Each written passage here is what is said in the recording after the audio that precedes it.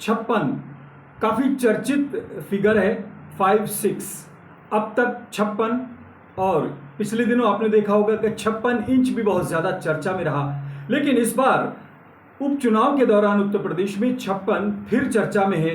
गाजियाबाद के अंदर उपचुनाव के दौरान विधानसभा 56 के लिए यानी 56 के लिए बाकायदा शेड्यूलिंग का ऐलान कर दिया है, शेड्यूलिंग बता दी गई है।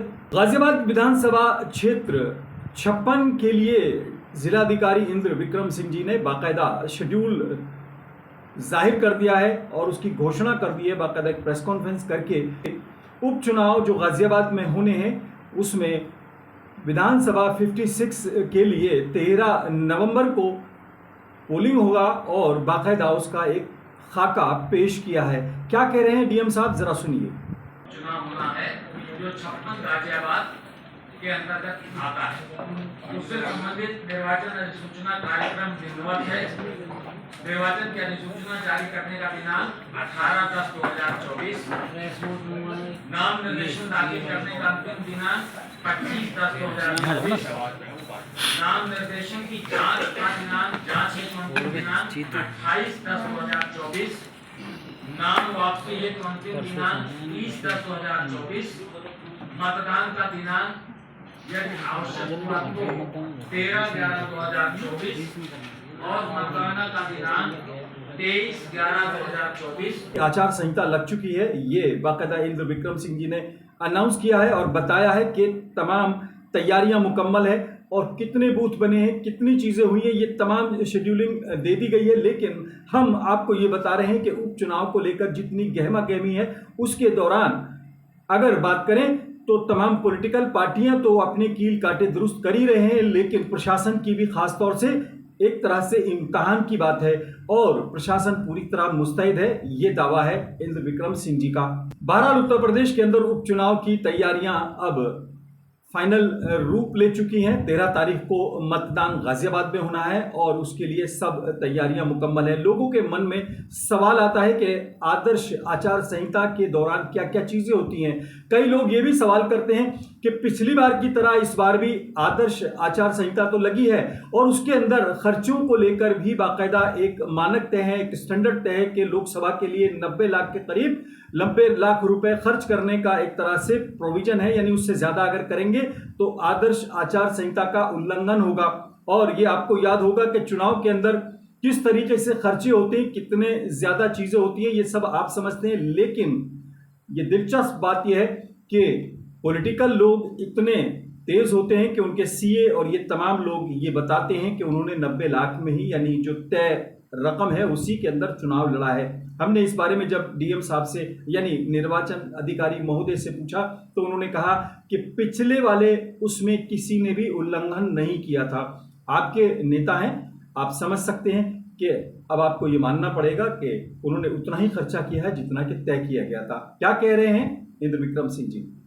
गत निर्वाचन में कोई भी ऐसा एक उम्मीदवार नहीं आया है जिसने भारत निर्वाचन आयोग के द्वारा तय लिमिट को क्रॉस किया हो और इसके लिए बाकायदा ऑब्जर्वर जब हमारे पास आ जाते हैं तो एक्सपेंडिचर ऑब्जर्वर बड़ी बारीक निगाह रखते हैं और कैंडिडेट्स और पॉलिटिकल पार्टीज की जितने चुनाव प्रचार और गतिविधियाँ होती हैं, जितने प्रकार से वो अपने खर्चे को दिखाते हैं, कम तो नहीं दिखा रहे हैं, ज़्यादा तो नहीं दिखा रहे हैं, उन सब के पैरामीटर सेट हैं और उन पैरामीटर में कस कर इसको देखा जाता है। गत निर्वाचन जो अभी होकर गुजरा है लोकसभा का, उसमें ऐसा कोई कैंडिडेट या पॉलिटिकल पार्टी जनपद गाजियाबाद में नहीं रही जिसने व्यय सीमा का उल्लंघन किया। बहरहाल आपको यकीन करना पड़ेगा जो आपके नेता अनाउंस करते हैं या जो आपके जनप्रतिनिधि आपको बताते हैं और चुनाव आयोग भी उसको मान लेता है। ये बड़ी दिलचस्प बात ये है। बहरहाल गाजियाबाद का चुनाव बेहद इंपॉर्टेंट इसलिए है कि यहाँ पर अगर 56 की हमने बात की है तो उसका एक संदर्भ था, क्योंकि बीजेपी के लिए भी 56 एक तरीके से बेहद शगुन वाला माना जाता है और इंचों की बात करें तो इस 56 की वजह से केंद्र तक में कई बार आपने देखा होगा कि बीजेपी की तूती बजी है।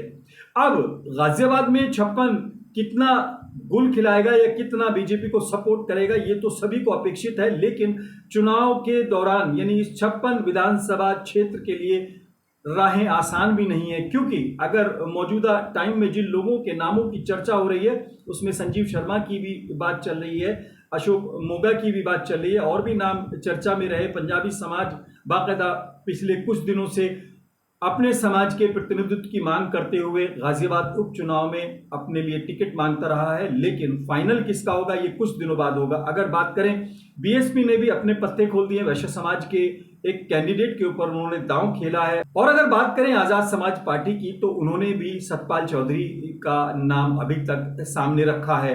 यानी अगर बीएसपी और एएसपी की बात करें तो उनका बेस वोट दलित समाज को माना जा सकता है। एडिशनल उनके लिए अगर माइनॉरिटी जुड़ते हैं तो यकीनन उनको राहत मिलती है।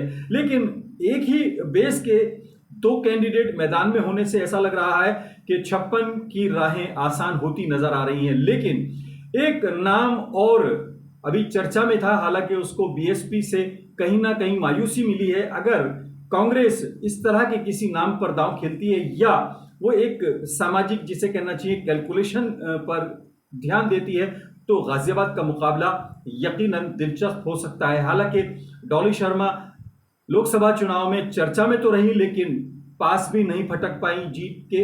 और अगर बात करें अब वर्तमान में कुछ नाम जरूर चर्चा में है, लेकिन गाजियाबाद विधानसभा के जो उपचुनाव होने हैं उसमें तमाम पॉलिटिकल पार्टियों के लिए ये चैलेंज है कि वो 56 को किस तरीके से चुनौती दे पाते हैं या अपने वजूद के लिए कितना मैसेज देंगे कि गाजियाबाद में क्या विपक्ष नाम की कोई चीज है या नहीं। क्योंकि बीएसपी और एएसपी एक ही बेस वोट के दम पर अगर बीजेपी को हराने की बात करती है तो लोग चर्चा कर रहे हैं कि दोनों आसानी करने के लिए काम कर रहे हैं। बहन जी के बारे में भी यही चर्चा है कि उनका जो कैंडिडेट है वैश्य समाज का जरूर है, लेकिन अगर वो जितनी ज्यादा वोट लेगा तो किस समाज से उसको मिलेंगी, दलित और मुस्लिम समाज अगर कहीं उनको ज्यादा मिलता है तो इधर 56 बहुत सफाई के साथ अपना गेम पूरा कर सकता है।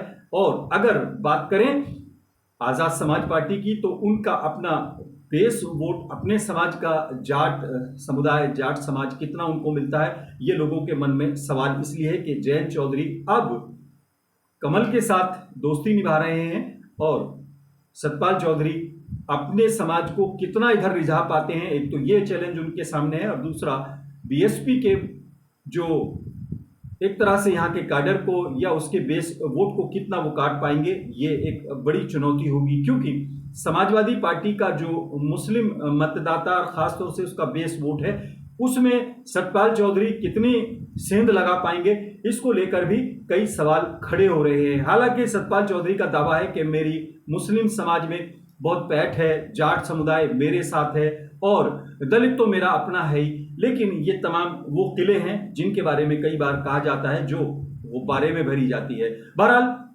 चीजें कुछ दिनों बाद साफ हो जाएंगी। 13 तारीख को मतदान है, 25 तारीख तक तमाम नतीजे सामने आ जाएंगे और ये समझ में आ जाएगा कि गाजियाबाद के अंदर 56 फिर विनर या चुनौती दे पाता है या उसके सामने विपक्ष कितना टिक पाता है। आज फिलहाल इतना ही। अपने मेजबान आजाद खालिद को इजाजत दें।